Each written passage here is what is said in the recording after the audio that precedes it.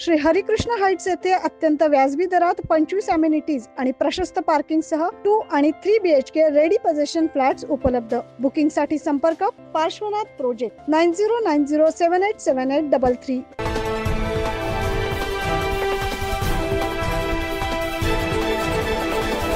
महापालिकेच्या city link बसवर मद्यपींनी दगडफेक केली आहे। ही धक्कादायक घटना नाशिक मध्ये घडली आहे। नाशिकच्या पवननगर येथे हा प्रकार समोर आलाय।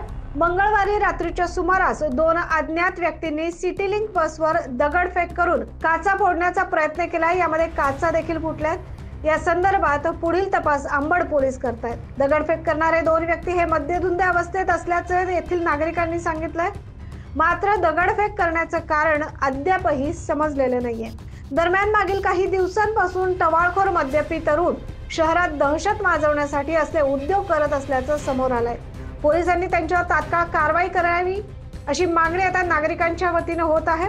9 न्यूज महाराष्ट्रसाठी प्रतिनिधी नितीन चव्हाण।